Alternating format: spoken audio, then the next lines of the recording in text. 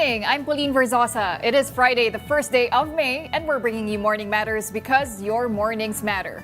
And now first on the agenda. The House is preparing for the possible impeachment trial against Vice President Sara Duterte. This as her brother Davao City Representative Paulo Duterte alleges that some lawmakers are being pressured to vote in favor of her impeachment. Here's that report. As the impeachment hearing against Vice President Sara Duterte continued, her brother Davao City 1st District Representative Paulo Duterte took to Facebook to air his criticisms. In his post, Duterte alleged that staff of a certain Charis had been calling the chiefs of staff of congressmen, urging them to vote in favor of the Vice President's impeachment. He claimed that those who refused could supposedly face the removal of their district's allocations under the General Appropriations Act, or GAA. According to him, this would mean losing funding for key projects such as irrigation, schools, bridges, roads, and other essential services, especially in struggling provinces. Duterte also insisted they would not back down or be intimidated, saying they would stand their ground not for politics but for the Filipino people who placed their trust in them. House Committee on Justice Chairman Jervil Luistro denied the claims. I can speak only for myself, no? And I vehemently deny that statement of Congressman Pulong Duterte. Wala po akong na-experience na tumawag sa akin to employ influence on me, either as a member or as a chairperson of the Justice Committee. As a matter of fact, Manong Ted, gusto ko i-share. Kahapon, actually, marami akong nare-receive na text at tawag from members of the Justice Committee who are abroad, no? Nakikiusap sila na makaboto online. The identity of Charis remains unconfirmed. However, House Deputy Speaker and Bacolod Representative Albi Benitez suggested that the remark may have been directed at presidential son and House Majority Leader Sandro Marcos. Benitez also strongly denied allegations of pressure on lawmakers. I think it speaks for itself, di ba? Kapatid niya yun. Paano mag-allocate? Nasagaan na. The only way na pwede palitan yan is through Congress ulit. Di ba? So paano nila sasabihin na dinagdagan o binawasan? Di ba? He also dismissed reports of additional allowances. Well, ngayon ko lang naririnig yan. Sa akin, actually, wala. Wala akong natanggap. Wala akong narinig. Meanwhile, Akbayan Party List Representative Percy Sandanya warned that such claims could be a part of black propaganda. So itong ganitong mga balita ay paninira at siguro isa din itong threat para gamitin later on do sa mga boboto for the impeachment. So inaasahan na natin yung itong black propaganda pero sa dulo kasi hindi ito panahon para matakot yung members of the House. Kinakailangan manindigan sila. Meanwhile, Luistro says the House is still preparing for the possible trial of Vice President Sara Duterte. In a radio interview, she bared a short list of congressmen who will make up the House prosecution team. Luistro mentioned holdovers from the previous team, like Representatives Joel Chua, Isabel Maria Zamora, Keith Flores, and Ramon Rodrigo Gutierrez. New members could include Representatives Laila de Lima, Chel Jokno, Terry Redon, and Lordan Suwan. Luistro herself was part of the prosecution team in VP Sara's first impeachment. Well, meanwhile, the Senate is preparing to convene as an impeachment court to handle the potential trial of Vice President Sara Duterte. Mobile journalist Marymon Reyes tells us in this report. Even if the final vote on Vice President Sara Duterte's impeachment is still days away, the Senate tasked to convene as a court to try her has started preparations, quote, forthwith. Though still stingy with the details, the upper chamber led by Senate President Tito Soto held a closed-door meeting to discuss the agenda when session resumes on Monday, May 4. And among those discussed is the possibility of an impeachment trial. The House plenary is scheduled to vote on VP Duterte's impeachment case on May 11. If she gets impeached a second time at the lower chamber, the articles of impeachment will likely be forwarded to the Senate on May 12. Soto says it is possible for the Senate to convene as an impeachment court the next day. There's one thing for sure. Once we receive it, we will convene the following day as a impeachment court, if we do receive it. Already, there are senators who are brushing up on the legal aspects of an impeachment trial. One of them is Senate President Pro Tempore Panfilo Lacson. Siyempre, may disadvantage. Iba yung lawyers, may experience sila sa litigation, may experience sa court proceedings. Currently, there are just 5 lawyers in the Senate's roster. These are Cheese Escudero, Alan Peter Cayetano, Pia Cayetano, Rodante Marcoleta, and Kiko Pangilinan. Hindi ako nag-prepare. Sir, bakit? O, di na kailangan, sir. Apo. Ganun ako, basta kung ano yung dumating, darating. I'm a lawyer naman, so may baon naman akong mga preparations. Apo. Thank you. Yeah. Apo. Galing naman ako sa previous impeachment din, di ba? If the House passes the ball to the Senate, senators will meet again to talk about logistics, from schedules to the trial's timetable. Around 27.5 million pesos will be allotted as budget for the historic proceedings. Until the impeachment trial was archived, the Senate has spent more than 500,000 pesos, which included robes for senator judges at 400,000 pesos. Sir, yung sa logistics ng SP, aside from the robes, ano pa po ang gastusin for the impeachment court if ever Siyempre, dito sa venue, yung pagkain, yung mga security measures, mga ganun lang. Hindi naman masyadong, we will make sure that, the chairman of the Committee on Accounts will make sure that everything will be in order. Congress has to be in session for the articles of impeachment to be transmitted from one chamber to another. The Senate is willing to convene even during the break, which starts on June 5th. May pressure ba sa inyo, sir? Especially VP Sara ito, kilalang personalidad ito, Vice President itong ini-impeach. Dapat ang mentality namin hindi ganyan. Dapat ang mentality namin, we have to do our job. We have to be impartial. Kahit sino pa yung ipapadala sa amin na articles of impeachment, we have to read, we have to look at it at a very impartial attitude. So, wala lahat dapat isipin na gano'n. For Senator Lacson, it is better if the so-called green box will be open during trial.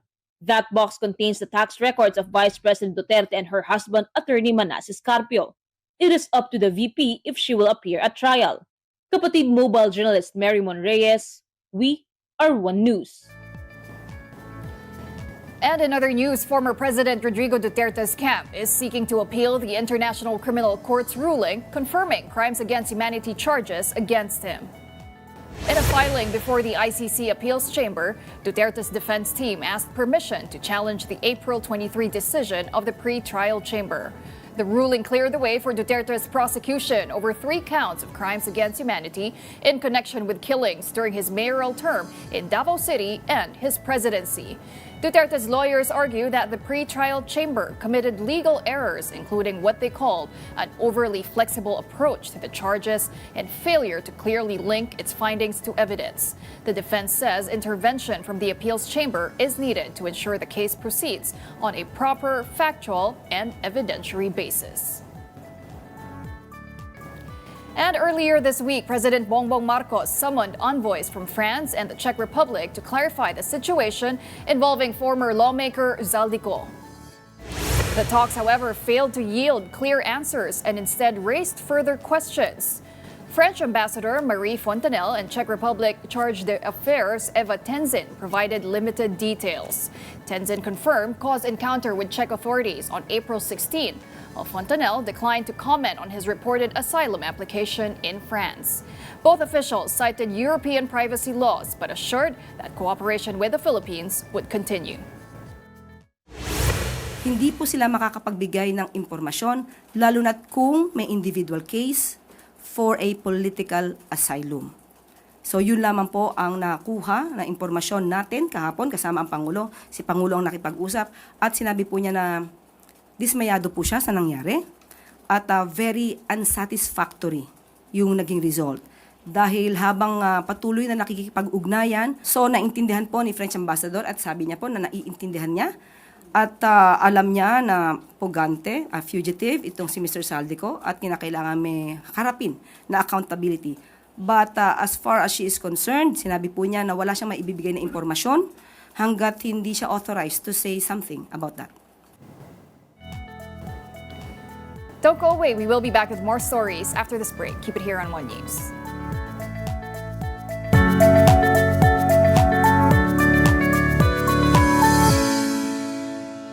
Good morning and welcome back. I'm Pauline Verzosa. And here on Morning Matters, we talk about the most pressing issues and we give you the context behind the headlines.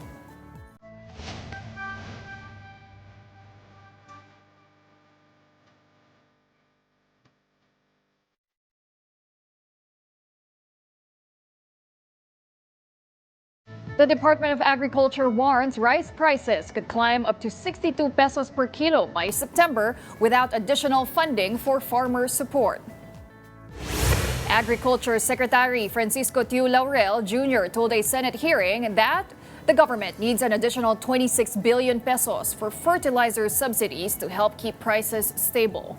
Laurel said fertilizer costs have surged due to the conflict in the Middle East, which affects natural gas supply used in producing nitrogen-based fertilizer. And to stabilize rice prices, the DA is also looking at keeping imported rice at around 30 to 40% of supply to bring down average prices from 50 pesos to about 40 pesos per kilo. And to help us understand what rising rice prices could mean for farmers, consumers, and the country's food supply, we have with us this morning Rosendo So, Chairman of the Samahang Industriya ng Agrikultura, or SINAG. Good morning, Mr. So, and welcome to Morning Matters. Morning, Pauline. Magandang umaga. Okay, so sir, nagbabala na nga po ang Department of Agriculture na ang presyo ng bigas ay maaaring umabot po sa 62 pesos per kilo by September. Base po sa inyong assessment, gaano po ba ka-realistic yung ganitong projection? Yeah, binabase kasi ni Secretary yung production cost, no? Ang production cost kasi around dati nasa 16 pesos, ngayon abot ito ng almost 24 pesos. So kung doon natin ibabase, kung yung farm gate price is 31 pesos, kasi 62 yung nabanggit ni Secretary. So yung 31 pesos is farm gate price, may kita yung magsasaka ng around 7 pesos per kilo. So ang mangyayari niyan is ang kita lang ng isang magsasaka is around 29,000 per hectare, no, sa 3 and a half months time. Kaya niya doon sa tataas para magtatanim sila. So tataas yung palay ng 31 and yung retail around 62 pesos. Sir, ano po yung nakikita nyong mga driving factors sa likod po nito, no? Apart from yung fertilizer cost, yung mataas na presyo nito, ano pa ba yung maaaring magtulak paakyat dito sa presyo ng bigas? Kasama na rin po ba dyan yung issue sa supply, pati na rin sa mga sa presyo ng crudo? Yeah, yung fuel price, no, yun ang matindi na hamon. Kasi ang presyo dati is nasa 48 to 50 pesos lang ang fuel. Umabot tayo ng almost 100 pesos, no? So, una pa 140. So, with that, talagang double ang presyo ng fuel. So, yung cost ng production na dating sabi natin mga 25,000 for fuel, umaabot na ng 52,000 ang fuel cost. Fertilizer naman na dating around 20,000, aabot ng mga 40,000 ang cost ng paglagay ng fertilizer. Kaya yung total cost natin na majority, almost 70% nasa fuel and fertilizer. And sir, sinabi na po ng SINAG na magiging critical po yung susunod na 4 na linggo dahil dito po magdedesisyon ng ating mga magsasaka kung sila pa po ay magtatanim. Gaano po ba kalawak yung pag-aalinlangan ng ating magsasaka kung sila pa po ay magtatanim in this coming season?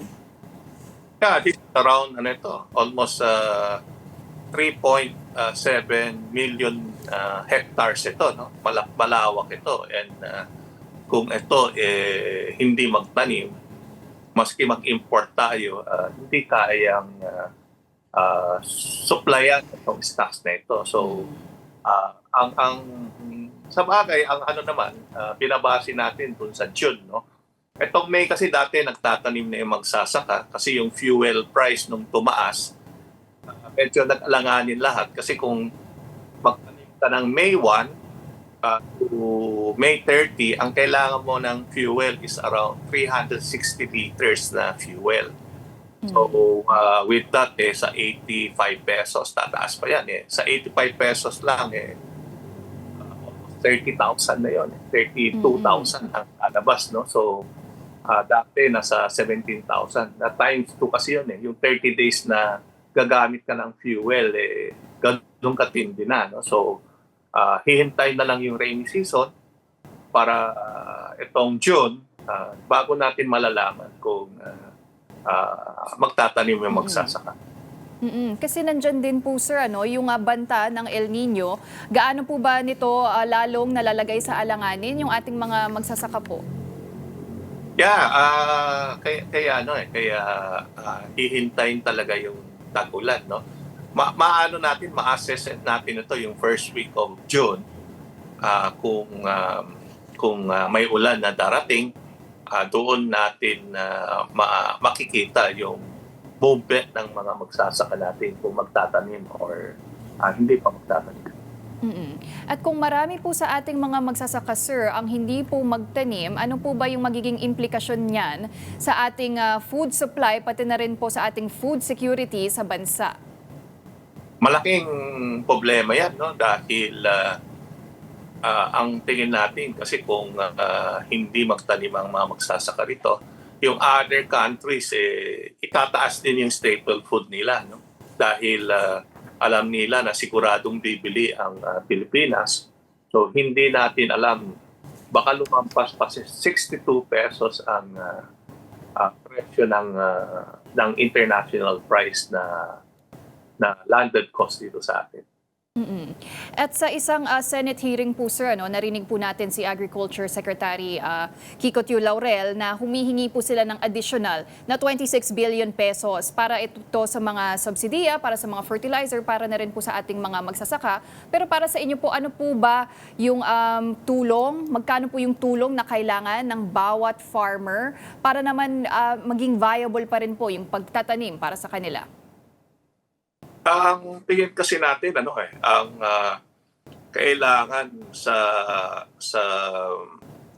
itong farmers talaga is around 4.2 billion, no?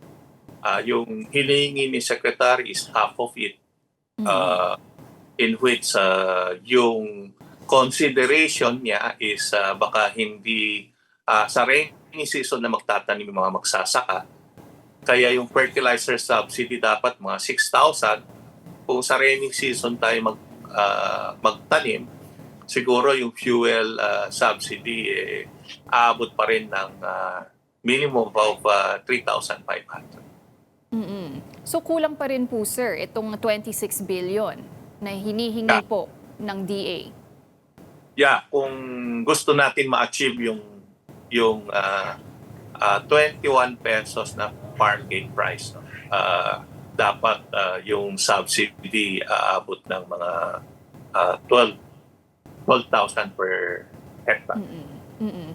At sir, isa pa po sa mga naisip na solusyon ng Agriculture Department ay yung blended rice po na tinatawag, or yung paghahalo ng imported at lokal na bigas para mapababa po yung presyo. Ano po ba yung reaksyon ng Sinag dito? Dati nang ginagawa yan, no? Practice na yan, So, sa tingin natin, hindi rin solusyon yon dahil dati nang ginagawa yon. Ang nakikita lang natin kasi yung kung hindi nagtanim yung magsasaka rito, sisipa yung international price din. Maski i-blend mo, mataas pa rin yung price. Well, sinasabi naman po ng DA na panandali ang hakbang lamang po ito para maiwasan nga po yung price spikes. Pero kung sakali po yung blend, sir, magiging sabihin natin 60-40 o 70-30, pero pabor sa imported rice, may panganib po ba yan lalo na po sa ating mga local farmers at posibleng humina rin po yung produksyon dahil mawawalan na po sila ng incentive? Pauline, dati na ginagawa yan baka hindi alam ni Secretary na yung mga ginagawa ng mga miller din is minimix yung imported tsaka local, no?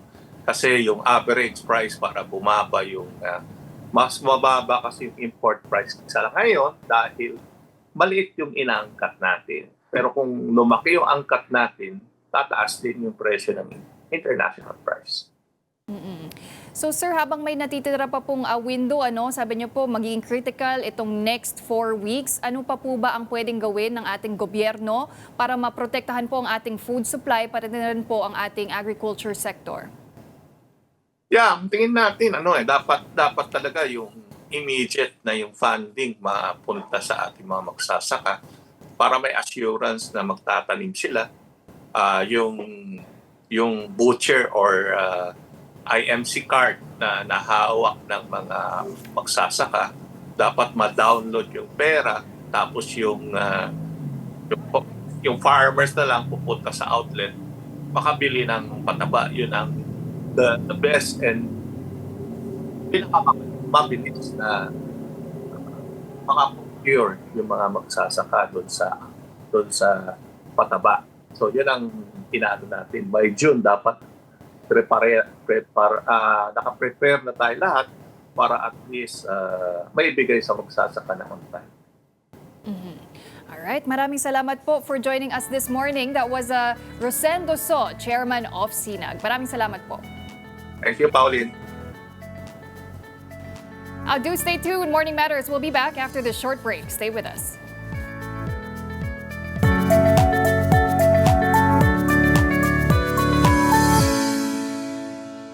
Welcome back. You're still watching Morning Matters here on One News. The Bangko Sentral ng Pilipinas is gearing up for the domino effect from the weak peso, projecting higher inflation this month. Gerard De La Peña has this report. Thursday's exchange rate, the last for the week before the Labor Day holiday, closed at 61 pesos and 48 centavos to the dollar. Though still dismal, the local currency's performance is already an improvement compared to the previous days. For a second time in just 1 week, the Philippine peso plunged to historic lows, even breaching the 61 peso mark. The figures at first glance looks beneficial for overseas Filipino workers and their families. Remittances from abroad will surely grow in value with a stronger dollar. But from one OFW's point of view, kahit naman lumaki yung dollar, tumaas din naman yung mga bilihin natin eh. Kaya wala rin, parang ganun pa rin. the Bangko Sentral ng Pilipinas estimates that inflation could come in higher for the month of April, possibly reaching 5.6 to 6.4% this month compared to 4.1% in March. If this comes to pass, this will be the highest inflation rate since 2023, a far cry from the 1.4% posted in April last year. Now, analysts and economists are predicting that the BSP will inevitably hike interest rates, which would have a domino effect, steeper lending rates, and slower business spending. But the central bank's intervention will definitely slow down inflation and hopefully give the much-needed boost to a weakened local unit. At the very least, peso-based investments would earn more. But all these are not necessarily good news yet for the economy. For as long as you have that blockade of the Strait of Hormuz, and U.S. President Trump appears to be not willing to lift the blockade anytime soon, and therefore that is also exerting upward pressure on global oil prices and also depreciation pressure on several emerging market currencies, including the peso. For News 5, Gerard De La Peña, we are One News.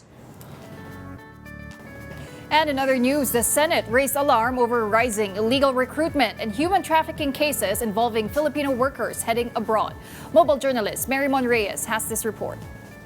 And while every Filipino deserves decent employment, hindi po ito ang realidad. Kaya naman madami nga sa atin ang nangibang bansa para magkaroon ng maayos na hanap buhay. Pero kapag ang tao ay kapit sa patalim, kahit hindi legal na trabaho ay pinapasok.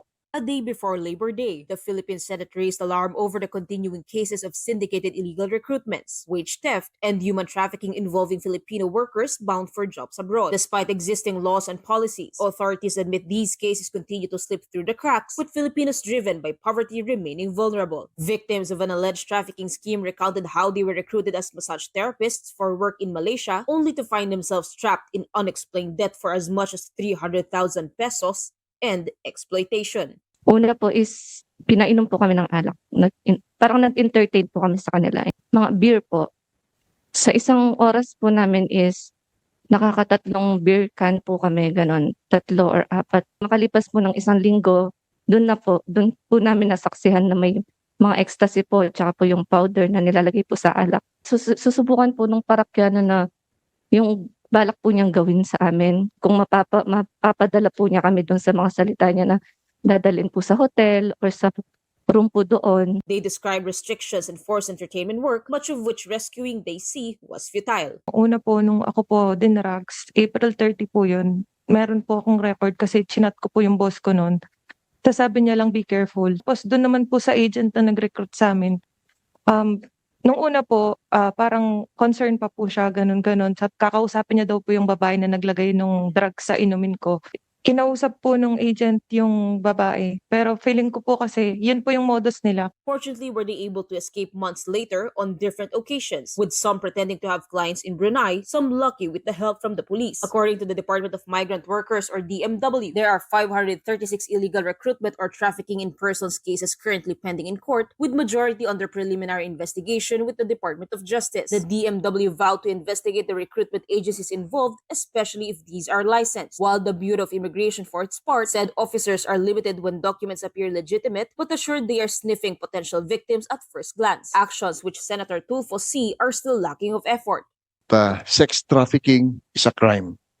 And the DMW does not and will never tolerate deployment of our OFWs to places and employers who hire our OFWs and commit crimes.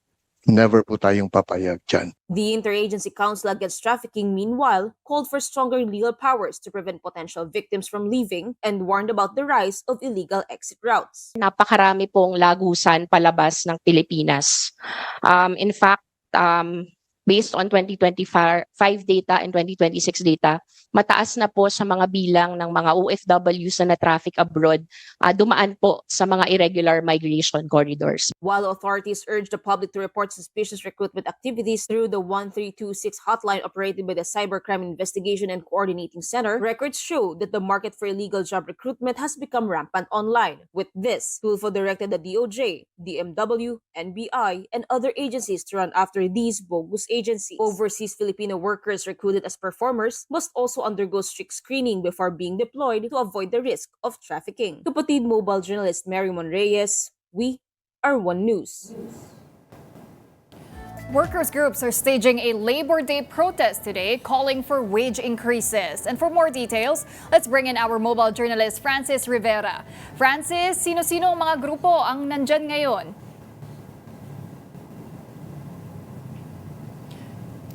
Francis, we can't. Ayan. Go ahead, Francis.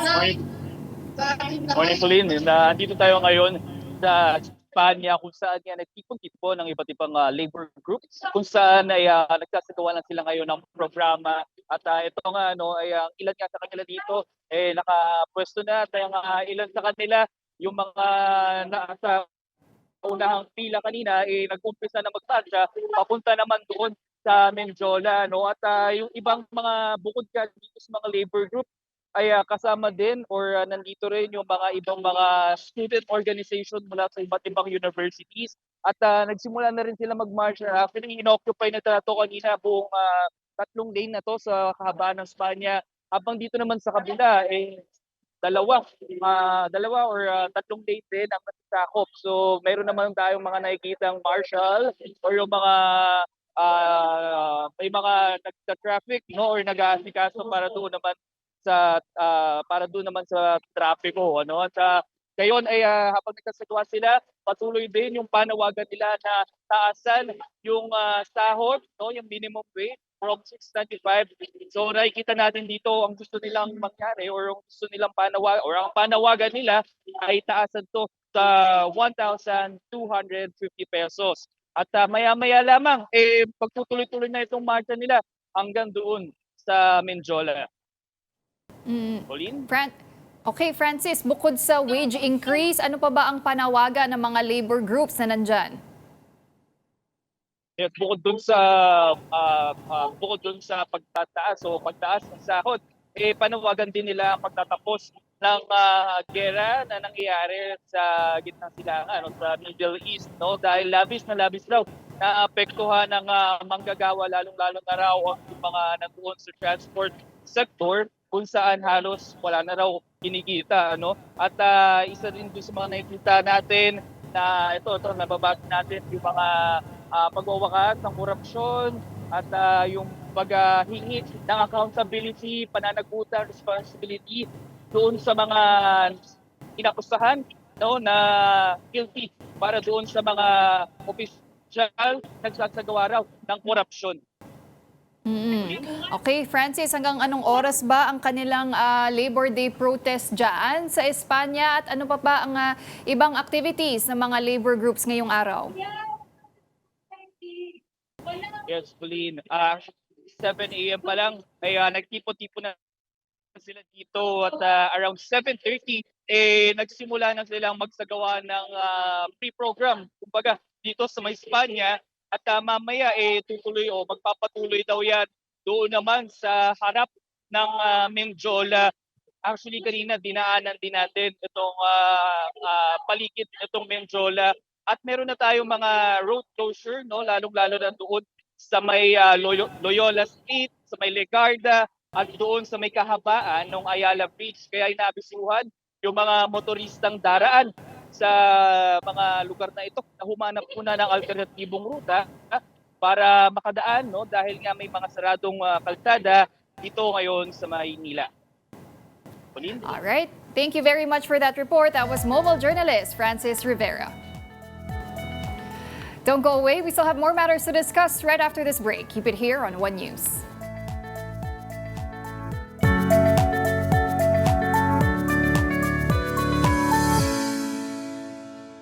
Good morning and welcome back. You're still watching Morning Matters here on One News.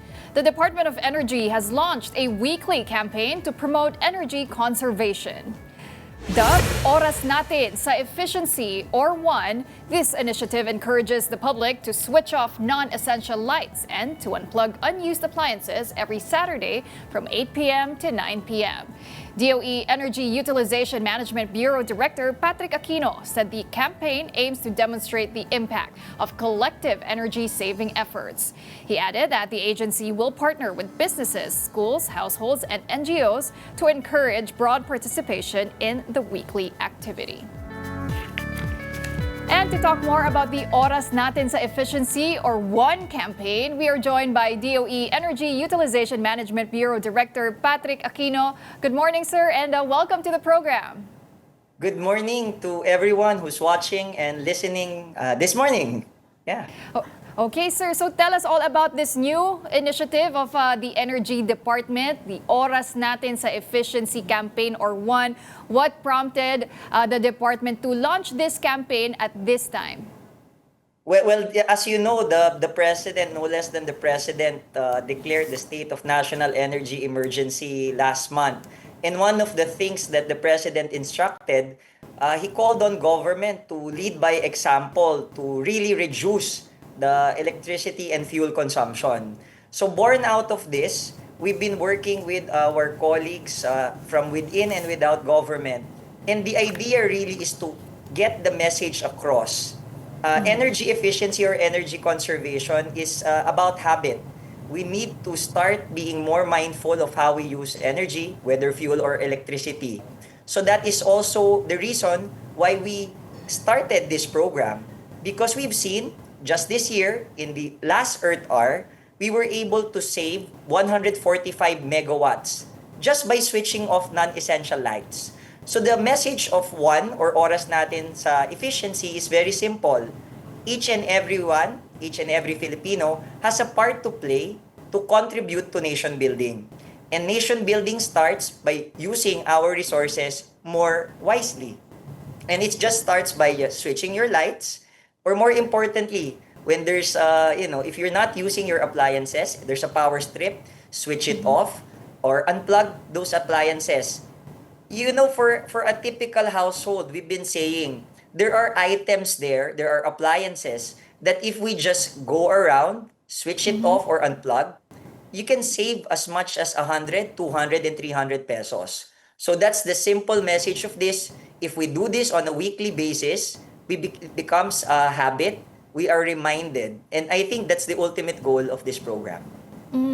You're right, sir, because a lot of people hear about this habit, this practice of unplugging appliances, even especially when they're not in use. Kasi marami po sa atin, di ba, iniiwan na lang po natin naka-plug para madali na lang siya buksan. But we can actually save a lot by unplugging them. That's correct.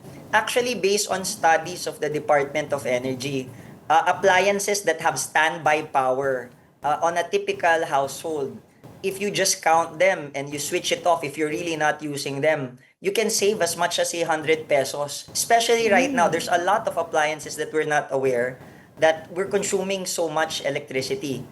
But now that we're also in the summer, hot, dry season, we're also reminding the public that to stay cool doesn't mean that you'll get angry or hot in terms of your electric bill. So we always remind the public that when you switch on your aircon, set it at the right thermostat. The ideal thermostat setting is 24 degrees Celsius. People, sometimes complain. 24 is a little bit hot. Now, here are some additional tips that the DOE would like to point out. Number 1, make sure that the aircon filter is cleaned regularly. Also, make sure that your aircon is also serviced at least once a year. If you do have an electric fan, at the onset, you can switch it on, point it to your direction. Make sure also the electric fan, LEC is also clean.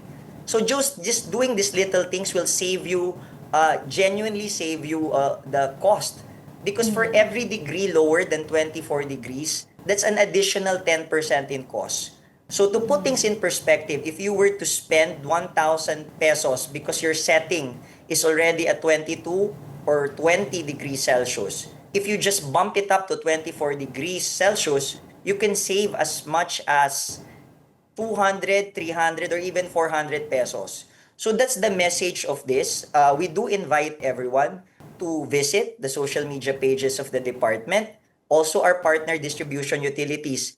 And as part of the story, just recently, SM, the largest retailer in the country, expressed support to the program, and you'll be hearing and seeing the tips on oras natin sa efficiency in SM malls in the coming days.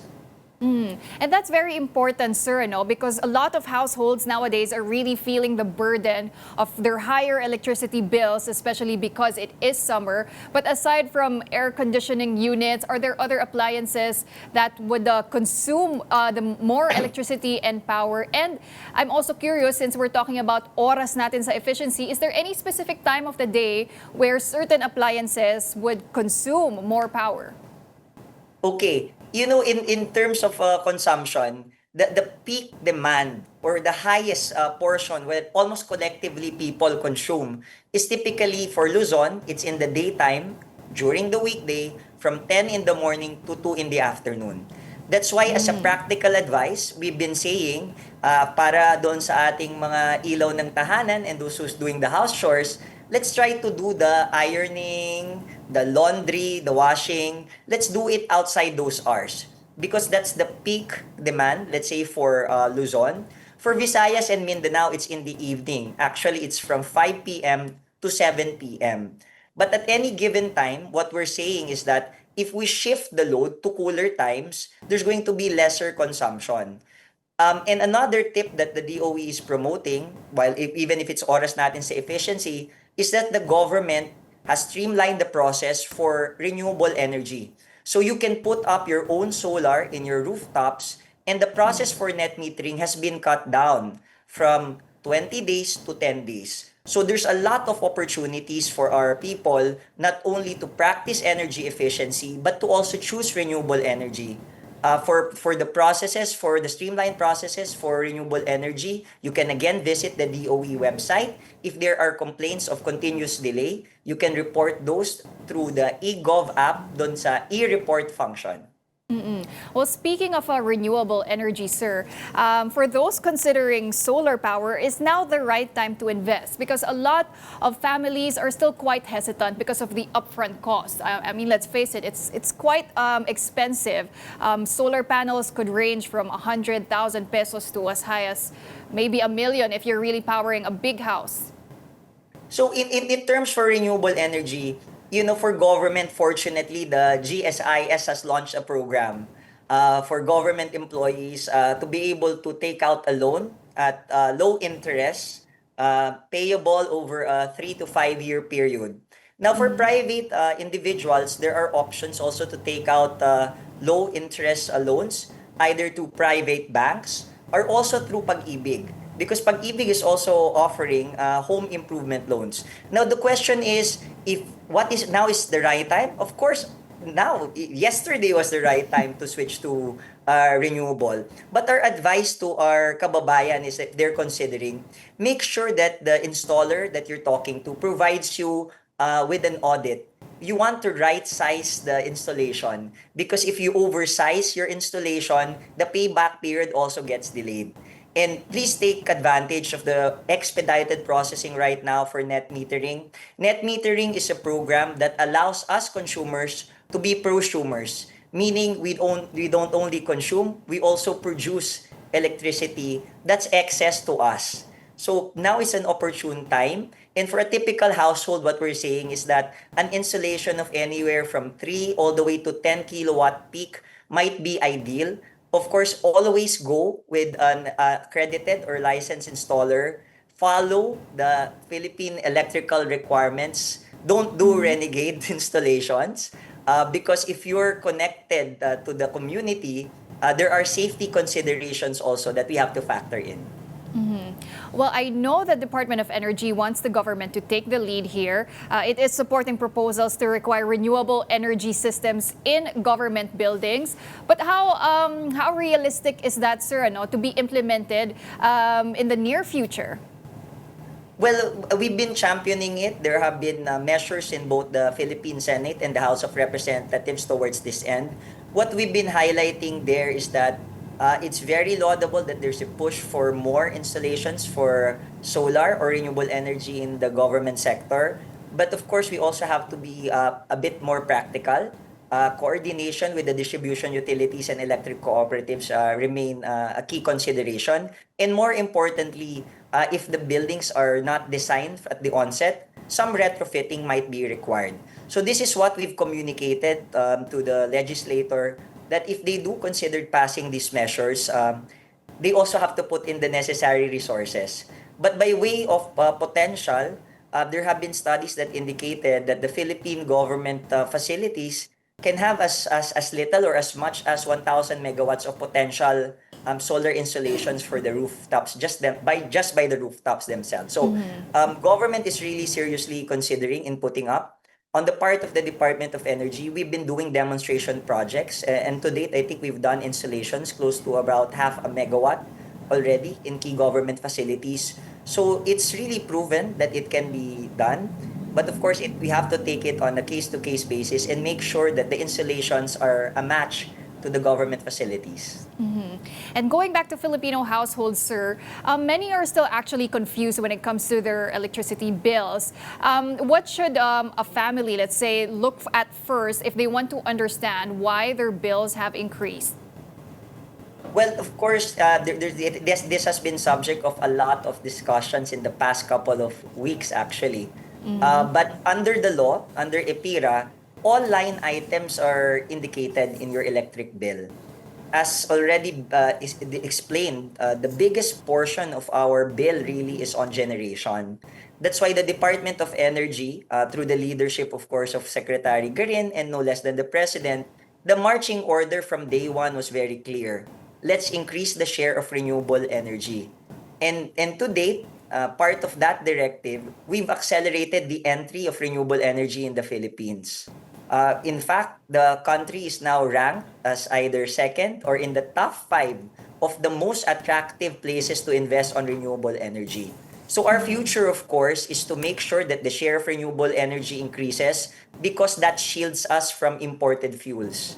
But at the same time, again, going back to oras natin sa efficiency, the practical things that households and businesses can do is to be more wise or more efficient in how they consume electricity and fuel. And these are the things that oras natin or one chooses to espouse and make a habit of for Filipinos. So the biggest tip that we can provide is that go do around of mini audit of your household. Take a look at the appliances that you use. You'll be surprised. There are things or appliances that are consuming energy or on standby that you don't really use. Unplug them or switch them off and see in the next billing cycle reduction in your electricity bills. Oo, yung mga nagiiwan ng charger na nakakabit, sir, no, baka pwedeng hugutin na lang muna yan because it still consumes power. But finally, I wanted to go back to this one campaign, sir, no, kasi maganda talaga yan. Earth Hour is something that we usually celebrate and observe annually, but through this one campaign of the Energy Department, it's something that we can practice weekly. But do you see this being scaled up eventually, something that Filipinos can practice maybe every day or maybe even observe not just an hour of energy savings, but baka pwede pa pong 2-3 hours in a day? Actually, that's the hope really, is that, by setting aside 1 hour every Saturday from 8 to 9 p.m., it becomes logical or a habit for every Filipino now to say, hey, I can do this a lot more frequently.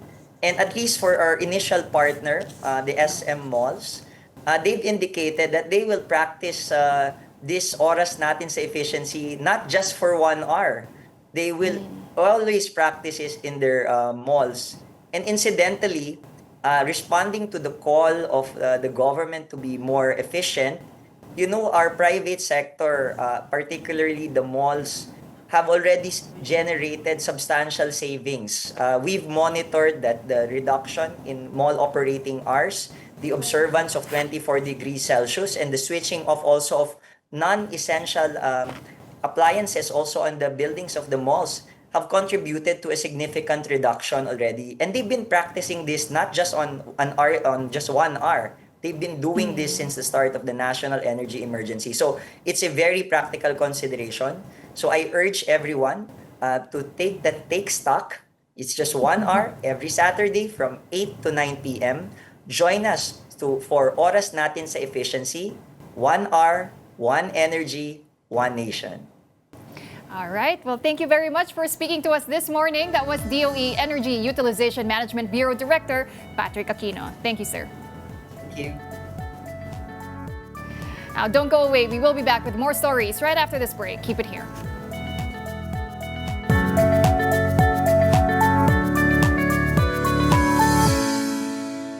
Welcome back. You're still watching Morning Matters here on One News. The Atin Ito Coalition has launched its 4th civilian mission to the West Philippine Sea, and the group aims to assert sovereignty while delivering aid to Filipino communities on Pag-asa Island. And for the latest, we have our mobile journalist Arles De Los Santos reporting to us live. Arles, kamusta naman so far ang civilian mission? Pauline, alam mo kahapon dapat 9 a.m. ay nag-disembark na tayo mula doon sa Pier 15 sa may South Harbor sa Maynila, pero nagkaroon ng humigit kumulang 11 oras na delay, no? Mahaba-haba yan. Ayon sa ating mga nakapanayam dito mula sa organizers ng Atin Ito Coalition, ay meron daw papeles mula sa Marina na kailangan lamang kumpletuhin at parang wala yung pipirma doon dahilan parang ilang oras na ma-delay ito, no? Pero pasado alas 8 ng gabi, kagabi ay nakapaglayag na tayo at ngayon nga Pauline ay nandito tayo sa 60 to 19 nautical miles sa karagatan ng Mindoro at tuloy-tuloy ang ating paglalayag patungo nga sa Pag-asa Island. Ito na Pauline, yung ika-4 na civilian mission ng Atin Ito Coalition patungo doon sa isa sa mga isla ng West Philippine Sea para patuloy pa rin na igiit ang ating soberanya doon, no? Pero Pauline, ang ating good morning kanina, no, bumungad sa atin ay ito, hindi nyo lamang siguro makikita sa ating screen via Zoom ngayon, no, pero nasa 3.2 nautical miles na ang layo ng nasa 2 na Chinese Coast Guard vessels, no, dito sa ating kanan na bahagi. Kanina nasa 5 nautical miles ito, pero yun, huling update nga ay nasa 3.2 nautical miles na, no, at inaasahan natin na hindi naman ito direkta nalalapit, no, pero nakikita natin Pauline na sinashadow nga nito, no, ang ating pag-alalayag patungo doon sa Pag-asa Island. Pauline, actually kanina mga 7:20 natin ito nakita, no, and initially isa lang ito, pero ngayon natatanaw na rin natin yung isa pa. Kanina dito nga sa may kaliwang bahagi naman natin, meron pang 2 na mga ship din o mga barko pero hindi pa natin kumpirmado kung saan ito, but it's color gray Pero yung iba sa ating mga kasama dito, assuming na ito ay pag-aari ng Amerika na nagmula pa doon sa balikatan exercises na recently ay ginawa ilang araw pa lamang. Arles, kamusta naman ang seguridad nyo dyan, ano? Especially because this is a civilian mission. So far, Pauline, wala pa namang untoward incidents na naiuulat, no? Pero hindi pa tayo nakakakita ng ating mga escort mula sa Philippine Navy and Philippine Coast Guard. Pero i-coordinate natin kung nakalayo lamang ba sila dahil syempre malalaki yung mga barko, no? Kung hindi pa pwede magtabi-tabi, kung meron o wala, no? We will need to confirm that, Pauline, no? Pero kabukod doon, tuloy-tuloy naman yung ating paglalayag and inaasahan, Pauline, na darating tayo doon sa Pag-asa Island bukas, Sabado, nasa mga alas at least no, initially, no, mga tanghali ito onwards. But due to the delay, we will confirm if we will still follow yung initial plan of itineraries para doon, no, kung saan paglapag nga natin doon, Pauline, ay magsasagawa ng medical outreach at distribution ng mga goods, no, gaya ng mga grocery packages, school supplies, at kabukod dyan yung mga krudo nga para sa mga mangingisda nating kapatid sa Pag-asa Island na kasama sa mga apektado ng patuloy na pagtaas ng presyo ng petrolyo. At syempre, Pauline, makikipanayam tayo doon kung ano pa nga ba yung kailangan nila, no, para sa kanilang mga komunidad. Dahil kasama din natin dito, Pauline, si Akbayan Party List Representative Dada Kiram Ismula na ayon nga isa sa mga siya yung una na legislator o mambabatas na sumama mismo sa civilian-led mission na ito, no, at makikipagdaupang palad siya sa ating mga kapatid doon sa Pag-asa Island para malaman kung ano nga yung kailangan ng komunidad lalo pa at paparating ang budget season. Yan muna ang latest mula rito, Pauline. Thank you very much for that report and do stay safe out there. That was mobile journalist Arles De Los Santos. And now in sports, the USC Golden Tigresses will play their third consecutive knockout game on Saturday against number 2 National University for the last final spot in the UAAP Season 88 Women's Volleyball Tournament. USC has kept its campaign alive through back-to-back do-or-die victories in the stepladder semifinals. The winner between USC and NU will advance to face top seed LaSalle in a best-of-3 final series. LaSalle secured an outright finals berth after sweeping the eliminations. And that wraps up today's episode of Morning Matters. We hope we've given you just the right start to your morning. Let's make the day matter. I'm Pauline Verzosa. Kapatid, we are One News, all sides, all the time.